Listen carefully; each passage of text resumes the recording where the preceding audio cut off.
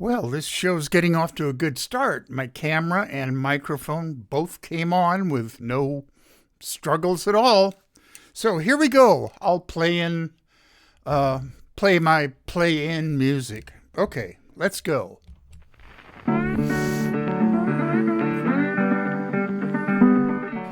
You are listening to KPCA LP, Petaluma, California, at 103.3 FM and worldwide at www.kpca.fm. And this is the Midnight Skeptic. The views of the Midnight Skeptic are not, repeat, not necessarily the views of KPCA or any of its affiliates.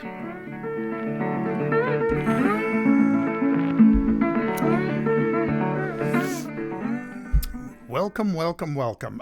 The Midnight Skeptic Show number 117 is coming at you right now. It will be broadcast Sunday the 23rd at 9 p.m., the usual time, on kpca.fm worldwide and locally 103.3 FM. And today, as I'm recording this is Tuesday, April 18th, and it's about 1:40. Got to get this done and do it right because I got a tutoring student coming about 3:30 from down the street at Casa Grande High School. So, it's so good to be woke. It's good to be woke. It's so good to be woke in the morning. Yes, the Midnight Skeptic is now, and probably always has been, at least in my adult years, proudly woke. And although I forgot to mention this on last week's show, the Midnight Skeptic is doing his small part, which is this show, to, quote, rid this country of all GOP MAGA-head Republicans so this nation can be a kinder, more inclusive, happy country. We've progressed since supposedly the MAGA years, Make America Great Again. I've asked a couple of MAGA heads, well, when was America great, in your opinion, that we have to get back to? Well, what they mentioned, they don't give a date, but from their description of it, the 1950s and 1960s, before the counterculture hippies ruined everything, and the Black Power, Black Panthers ruined everything before that time. When I was living in the Haight-Ashbury in the late 60s, it was the summer of love in 1967 and 68. And I will talk more about the counterculture back in those days. But that's the era when women didn't wear pants. They wore dresses so we could see their legs. When I do that, I'm imitating ignorant GOP MAGA heads. That's not actually my real voice, believe it or not. Okay. We weren't inclusive. Minorities knew their place.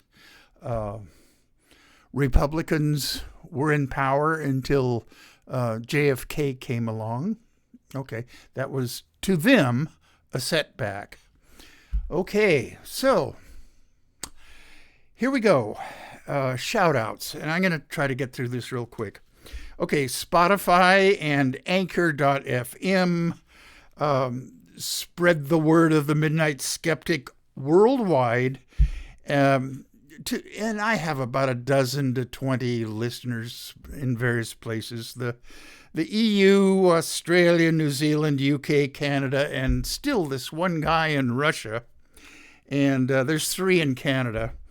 And locally, John Crowley of the Aquas Cafe community, Tom Gaffey of the Phoenix Theater community of alternative teens, Rob Tomaszewski, the station manager of this station, KPCA.FM, down at Petaluma Community Access Offices. Good guy. Okay, Nariman. Okay, locally, Nariman, Art Kuznets, Kevin and Lori, Tom and Nancy, Keith and Cody, Rich and Kathy over in Sebastopol. Rich, I hope your back surgery is going okay and that you recover quickly. Okay, Dennis and Megan down in Tiburon, that rich enclave. Chanda and Michael up in Reno. San Francisco, Yvonne and Rick, Pacifica, Stan and Kathy, and Susan the Liberal Miller. Down in L.A., Aunt Jackie and Melanie and Samantha.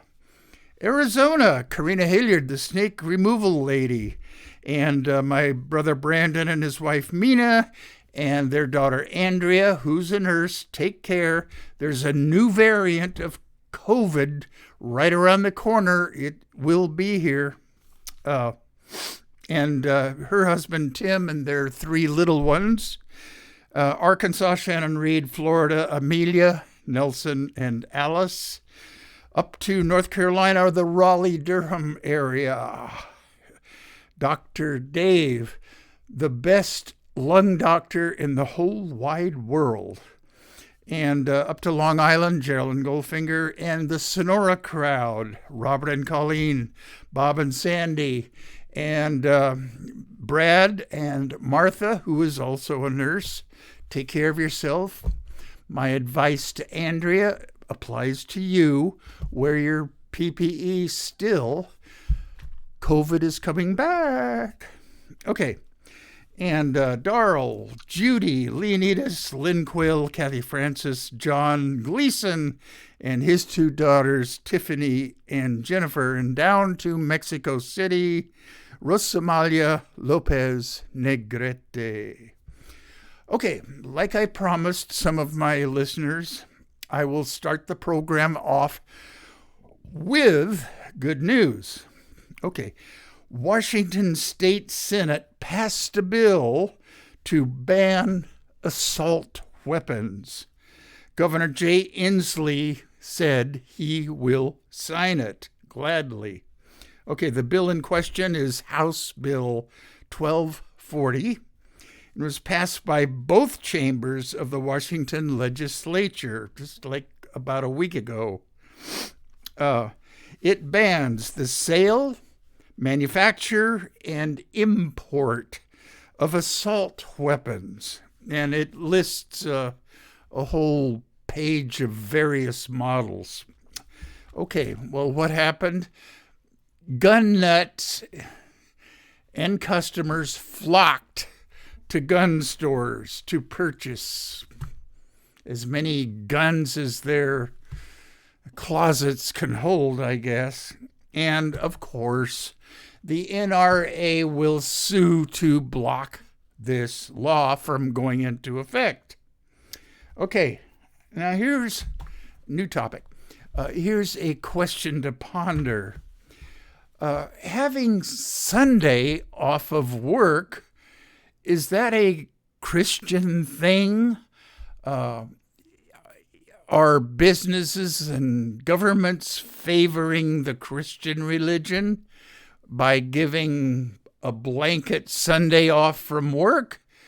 Is that really an important thing anymore? I mean, a lot of business transactions and retail transactions are done on Sunday, so there's got to be people to work. Like Safeway gives double time to their employees for working on Sunday. All right. Is that a Christian thing? Well, we have a court case. The case in question is Groff, capital Groff, versus DeJoy. Okay, who's DeJoy? He's the Postmaster General. Our post office has signed an agreement with FedEx and Amazon to deliver packages on Sunday. And I'm not sure of the details of the agreement, but Sunday was one of the days that the post office will do it. Well, Groff, I don't know his first name, being the good Christian that he is, says, I can't work on Sunday. God doesn't want me to. Okay, so he sued, and there's a Christian legal organization that is backing him up. Okay, are Christians entitled to have Sunday off from work? They've been privileged for so long that not giving them Sundays off seems to them like oppression. The radical right jumps on the left for opposing Christians. Okay. I hope that DeJoy and the U.S. Post Office wins this. Okay. Unbelievably bad, stupid news. Florida House of Representative District 29's Webster Barnaby. He's a Republican Christian nationalist. Finally apologized for calling trans people demons and mutants. I don't care if he apologizes. He is representative of what GOP MAGA-head right-wing Christians actually believe. His apology means nothing. And he's on YouTube, or if you Google Webster Barnaby, there's a couple of sites that will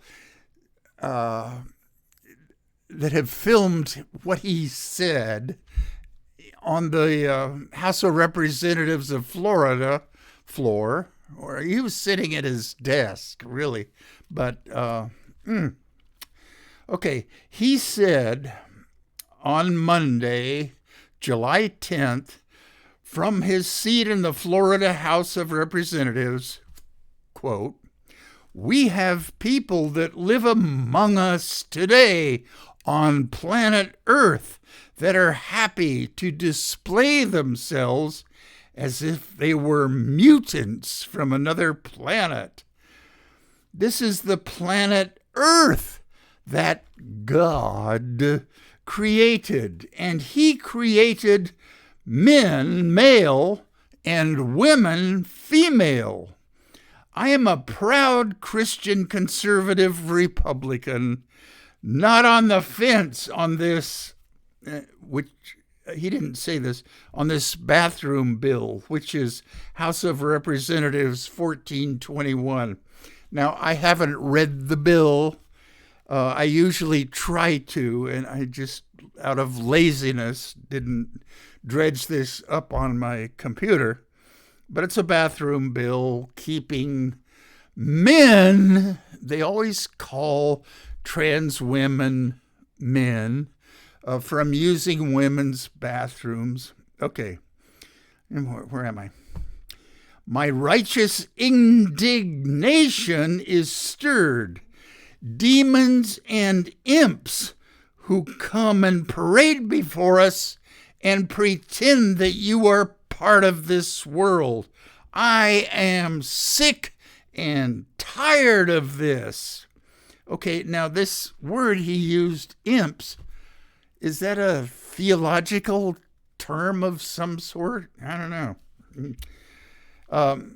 Yeah, like I say, he apologized, and unsincerely, I think, just listening to him later on, way after he gave that hateful speech, apologized for calling the trans community demons. Fundamentalist Christians really do believe that there's demons roaming around this earth, and they literally believe in Satan. I think last show or 2 shows ago, this female PE teacher at a high school down in the LA area said that the confusion in gender among students was the result of the devil, or I think she said Satan.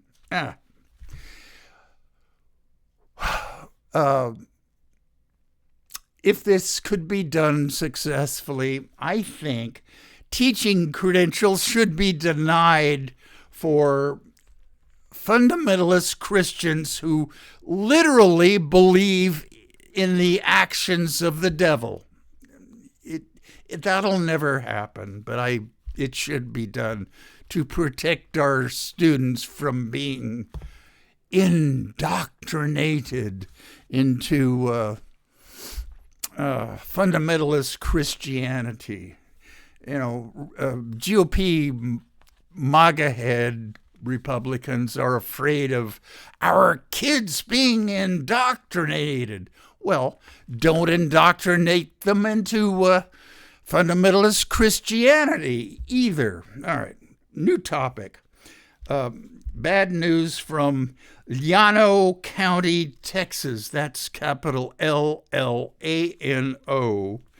And that's in rural Texas, meaning the politics around there are dominated by MAGA-head conservatives. A federal judge ordered banned books to be returned to the shelves of 3 library branches. The county commissioners are considering, and these county commissioners have to be MAGA heads, these commissioners are considering shutting down the library system in the counties rather than comply with the judge's order. 7 residents sued county officials to get the books back on the shelves. Yay for whoever those 7 residents were, claiming that their First and 14th Amendment rights were violated when some people and GOP MAGA-head lawmakers removed the books. Okay, there's a list of them, but a couple of them is a recent book. I think it's less than 2 years old. It's called Caste, CASTE, The Origin of Our Discontents. Okay, it was on the bestseller list of the New York Times for a while. Okay, another book, Being Jazz, Jazz. And who do you think wrote this? Jazz Jennings, transgender. Okay, and a third book, They Call Themselves the KKK. Okay, the GOP MAGA heads want these books removed because the Caste book is CRT, and Being Jazz is trans demons. And they call themselves the KKK. That book was probably banned because we were never influenced by the Ku Klux Klan, that was something that happened over in Mississippi or someplace, not us. We're nice people. We would never allow the KKK in Texas. Okay, new topic, bad news. Do I have a lot of good news in here? Maybe not. Okay, bad news. Missouri House GOP MAGA head Republicans vote to defund Missouri's libraries. I need a sip of orange juice after that.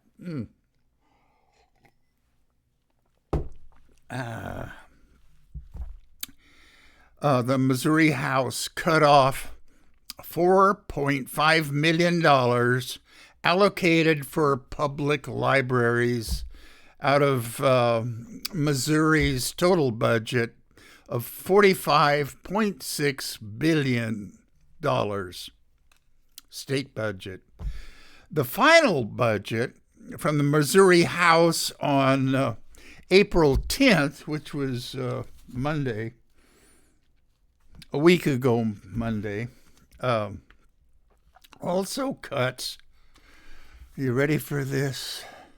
All government support for diversity initiatives, child care, and pre-K programs. Let's hope the Missouri State Senate, maybe they're a bit more humane, will not vote for this House bill, or maybe restore some of the cutouts.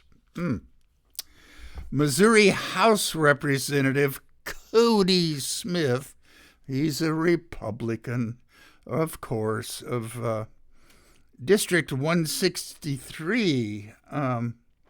Boy, it seems like an awful lot of House representing districts for he heads, this is Cody Smith, he heads the House Budget Committee, and he's the one who proposed ending state library funding after the ACLU filed a lawsuit on behalf of the Missouri Association of School Librarians, a liberal freedom to read group. Librarians are very rarely Republican conservatives that try to stifle education or kids reading. Teachers and librarians, let's support them. They're doing a great job in general. I'm off my notes. Okay, the ACLU filed a lawsuit on behalf of the Missouri Association of School Librarians, challenging a bill barring educators from, quote, providing sexually explicit material, unquote, to students. Well, who gets to decide what is sexually explicit? Of course, local evangelical pastors, the MAGA heads would want to make that decision for all of Missourians. Quote, this statute is very vague, said St. Louis prosecuting attorney Wesley Bell. I think many of these laws are political issues. Duh! Missouri Secretary of State Jay Ashcroft introduced a rule affecting Missouri's 160 public libraries that would block money to them if they didn't keep kids from pornographic material. again, who decides what is pornographic? I don't know. Okay, bad Florida news. Again, Florida? Jesus. Okay. House Bill 1423, introduced by Florida State Representative Randy Fine, who of course is a Republican, objected to September 24th of 2022 Space Coast Pride Weekend Parade because it also included a drag queen story time, where drag queens read children's books to a gathering of kids. He accused drag story times of sexualizing children. His bill, 1423, would take away the license of establishments that hold, quote unquote, in the bill, sexual shows. Randy Fine, if you are sexualized by a drag queen, you need help. More help than any psychiatrist could ever give you. Let's see, I'm off my notes. Okay, House Bill 1423 would take away the license of establishments that hold sexual shows where minors could view them. So, a 12-year-old kid, looking through the window, he could do that. So take away their license. Okay, I'm still off my notes. His quote, if it means erasing a community, and by that he means the trans community, because you have to target children, then damn right we ought to do it. Republicans, the GOP, the MAGA heads, the radical right really would want to erase the transgender community if they could, and they're trying to. They don't view them as real people. God didn't make them this way. They're choosing to pretend to be a person of the sex opposite to what they were born as. You can't go away from God's great plan. Praise the Lord. If you people out there think that I am anti-religious, you're right, I am. But it's not just stupid-ass evangelical Christians I'm against. I'm against the entirety of the world's religions. Believe it or not,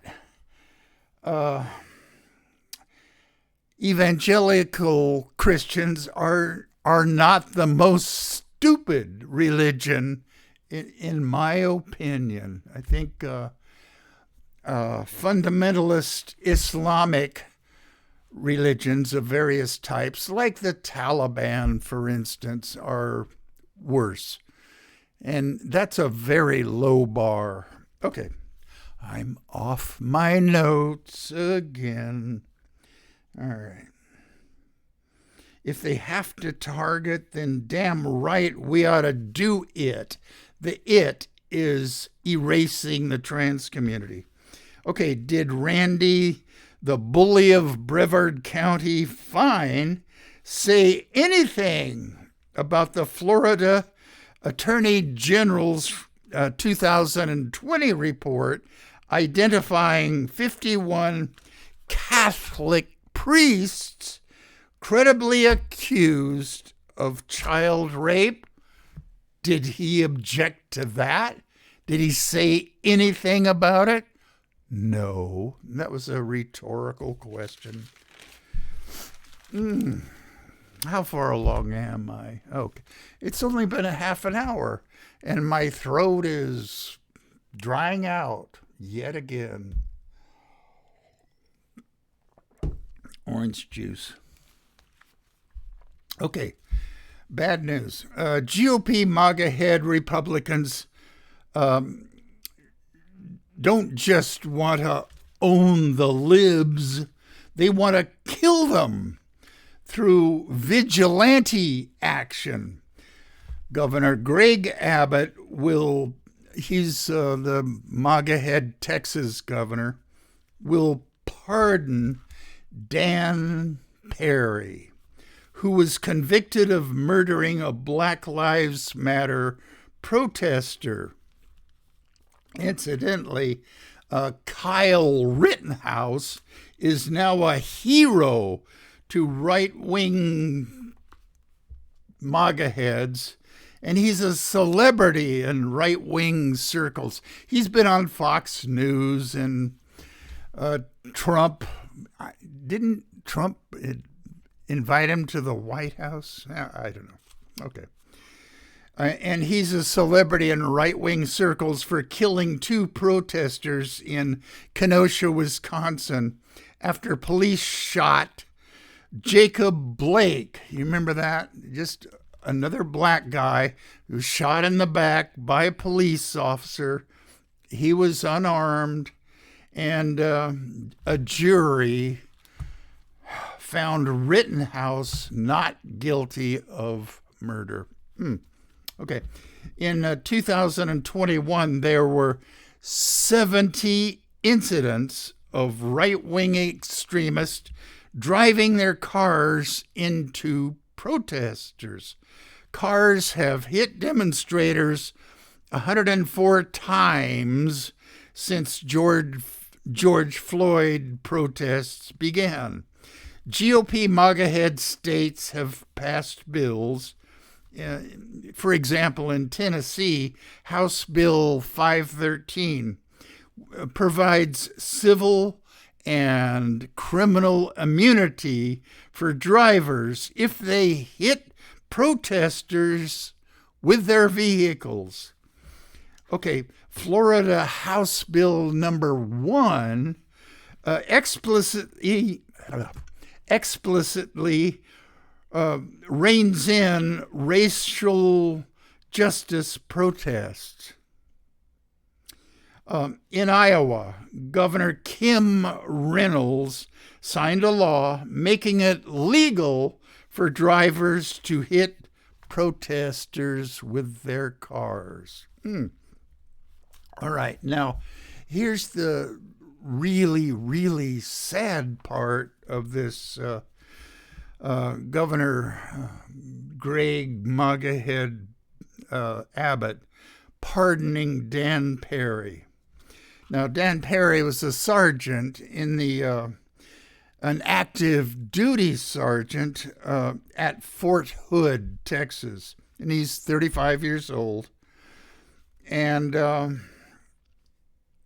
he was found guilty on April 7th. Okay, that's a week and a couple of days ago.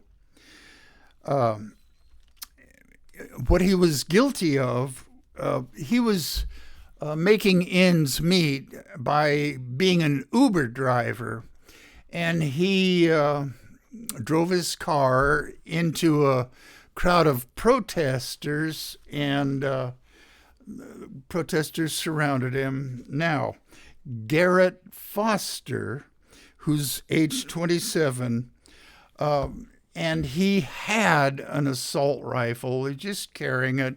The barrel of the gun was pointed down.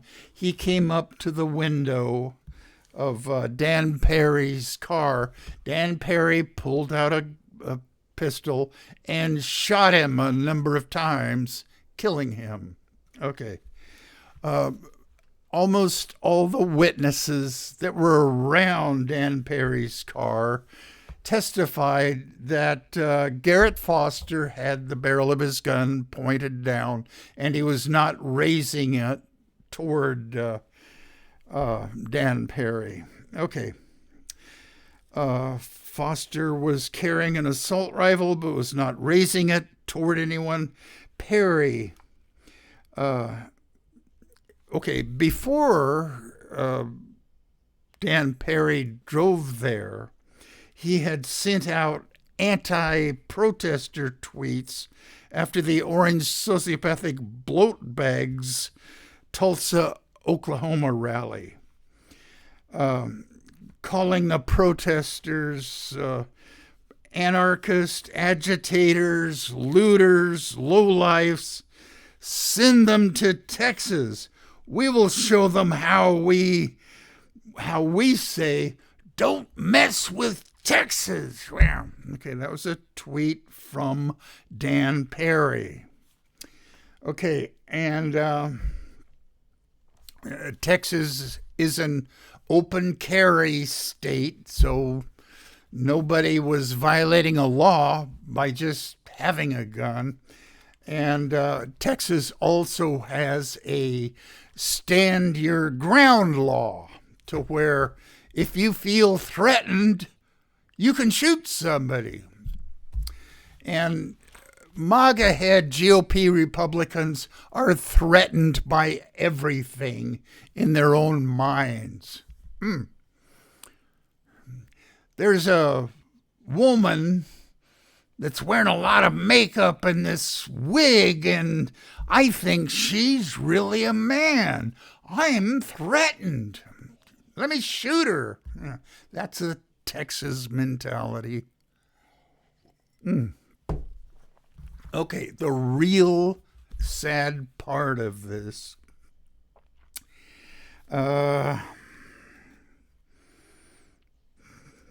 The stand your ground laws, Texas and Florida and other MAGA states, in these bills, there is no duty to retreat.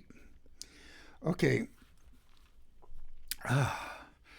Whitney Mitchell, who was Garrett Foster's fiancé, and he was her caregiver since age 17.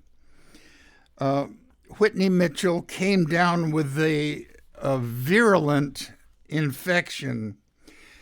Oh boy, and lost 2 legs, I think below the knee, and hands. And she was confined to a wheelchair. Well, Whitney Mitchell and Garrett Foster fell in love. He became not only her fiancé, but her caregiver. They really loved each other. She was a black woman and he was white. And his death, being killed by Dan Perry, was more than just a blow emotionally. Well, he was her caregiver. As a practical matter, she'll have to find a new caregiver. I'm sure that Republican Texas MAGA heads won't want to fund it. But her story is online. I think there's an interview with her, and you can Google her name, Whitney Mitchell and or Garrett Foster. And boy, is it heart-wrenching to listen to her speak of her loss.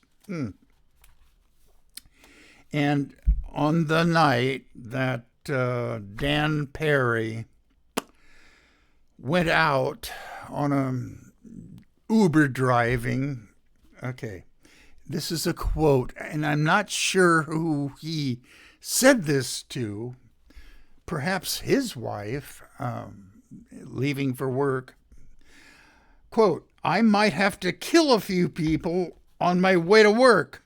They are rioting outside my apartment complex. It goes to show you what kind of a douchebag Dan Perry was, and he's going to be pardoned by Governor Greg Abbott. So when I say that, the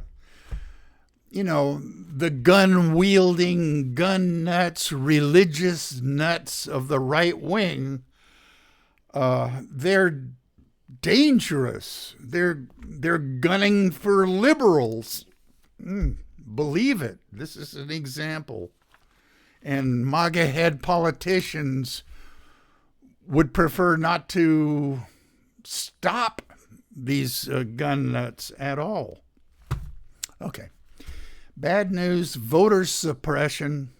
The GOP MAGA head Republicans are doing everything they can to cling to political power, and most know that the large majority of Americans don't like their positions on issues, no matter to them. They want power to force their opinions on the entire country. All right.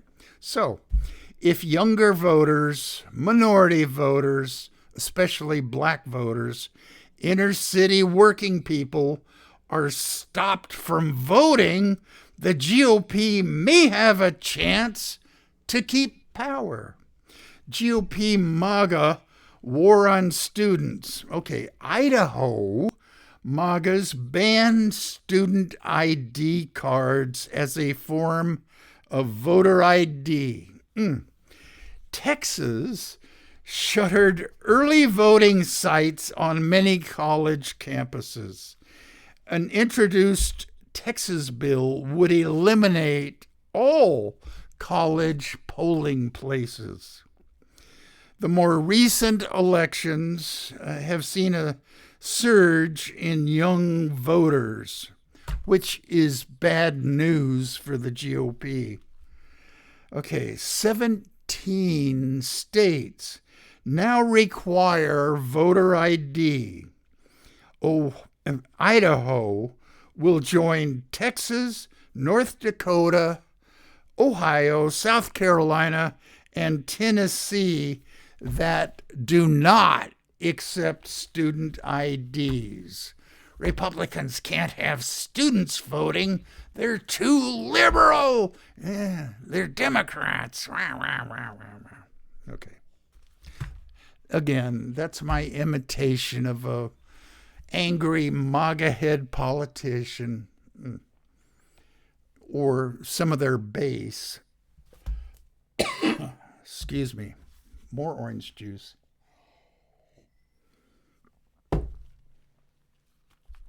Okay.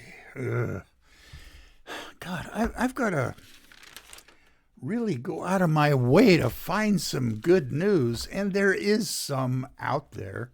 Okay. Mo bad news from Texas and the willfully biased and ignorant GOP MAGA heads.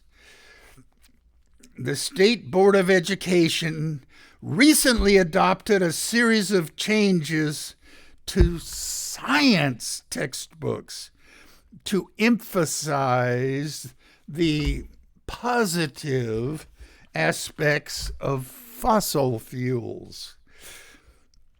Board member Patricia Hardy has rejected mainstream climate science and says messages about global warming are too negative. She has worked with the Texas Energy Council, which is a coalition of oil and gas companies. The goal of the group is to eliminate, and this is a quote from them, quote, textbooks written by people not from Texas who have a negative view of fossil fuels and a positive view of Electric vehicles. Ah. So would I say, and I've said this for years now on this show, that the Republican Party is the anti-science party? Well, there you are. Texas. Okay. Bad life expectancy news. Let me take a deep breath here before I go on. The average life expectancy in the U.S. has, on average, declined drastically. And there is a 20-year gap in life expectancy across regions. Now, what regions are we talking about? There's generally the Northeast, New England, Midwest, Far West, Middle America, the Farm Belt, and the South. Okay, that's what we're talking about. Regions. Okay. The average is now, over the whole country, is 76 years. Wow. I've beat the average by a year or two. I'm not going to go into how old I really am. But about 87 years in New England, the upper Midwest, and the West Coast. It is 67 years in the South, plus West Virginia and Oklahoma. And what political group control those states? MAGA heads, GOP Republicans. Most of them in that region have Republican governors who would rather stick needles in their eyes than have Medicaid expansion. They would still do away with the Patient Protection and Affordable Care Act, or ACA, or Obamacare. They would rather do away with that than help the people of their states. We don't want no Obamacare. That Kenyan-born Muslim black guy, we don't want anything that he came up with. That's an exaggeration of Republican attitudes, but it's not an exaggeration by much. Okay. Off my notes, as if you couldn't tell. More orange juice.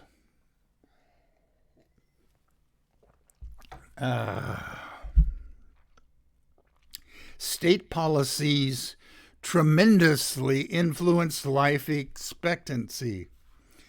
Income support, Medicaid expansion, stronger gun safety and control laws, drug overdose prevention, and safe abortion access are among the drivers of regional divides in life expectancy.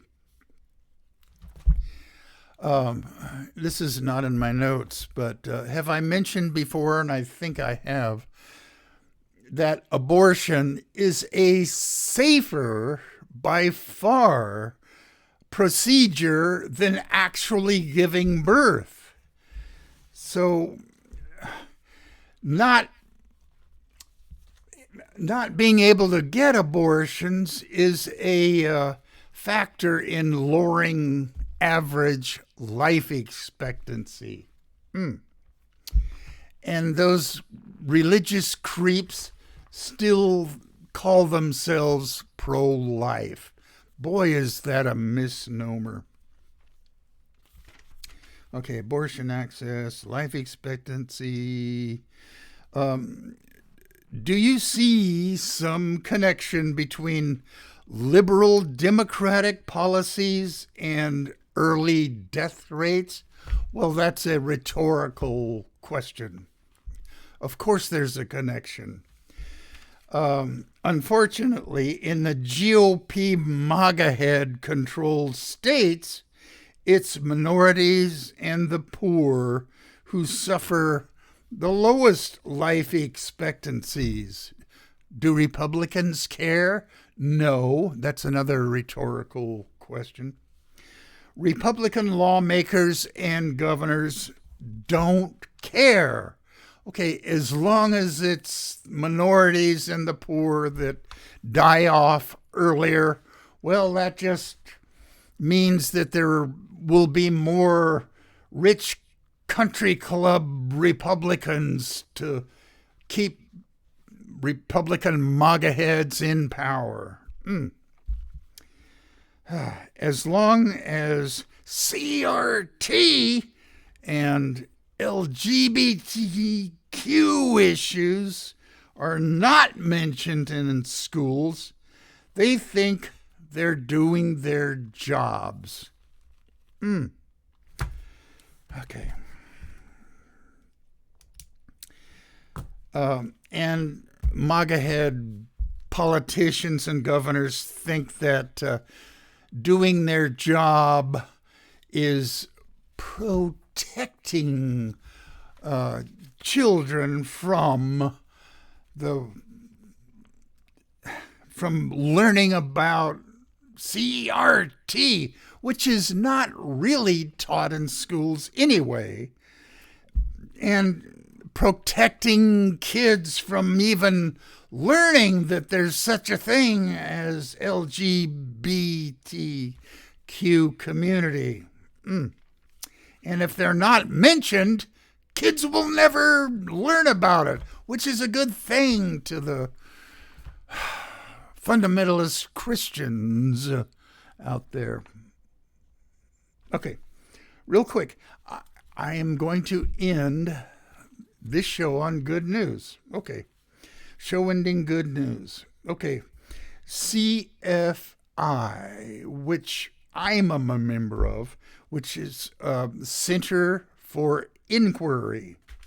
And what they are, and they're back in Amherst, New York, near the University of New York, Buffalo. And they're a 501c3 nonprofit, and they're an umbrella organization for a number of organizations. I'll list some of them. The main one that I am directly a member of is the Committee for Skeptical Inquiry. And why them? Because they publish the Skeptical Inquirer magazine that I've subscribed to for, 20 years at least. Okay. And they're the umbrella organization for the Committee for Scientific Examination of Religion. I don't know exactly what that group does, but scientific inquiry is always a good thing. Religion is always something that should be examined closely for falsehoods. Okay. The Richard Dawkins Foundation for Reason and Science. They were absorbed into CFI a while back, maybe about 5 or 6 years ago. And also the International Academy of Humanism. Okay, they're an organization, and I just found out about them. I don't know what they stand for, but I consider myself a humanist. And what else? And CFI has an Office of Consumer Protection from pseudoscience. that has a very robust legal department headed by Nicholas Little. And he has sued CVS and Walmart over their marketing practices concerning homeopathy, that fraud medicine practice. And speaking of that, there's a fairly new organization that has been absorbed by CFI. It's called Quackwatch. They examine non-scientific medical practices. Okay, now I'm off my notes. Nick Little has an ongoing legal battles against manufacturers and retailers making money off of sham cures, and they have links to every state's consumer protection bureaus. About 5 or 6 shows ago, I did an obituary on Harriet Hall, who was also a member of CFI, and her writings appeared quite frequently in various magazines, and she blogged on Quackwatch. She was a tremendous loss to the skeptical community. Okay, here we are. Play out music.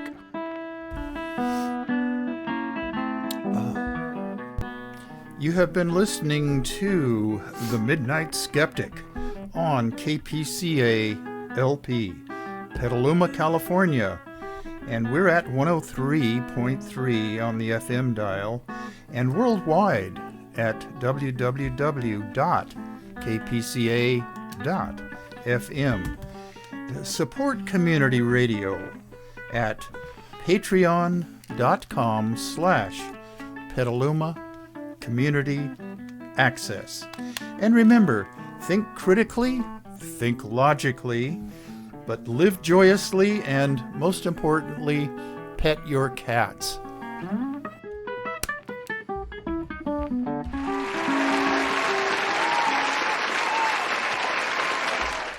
I can't emphasize this enough.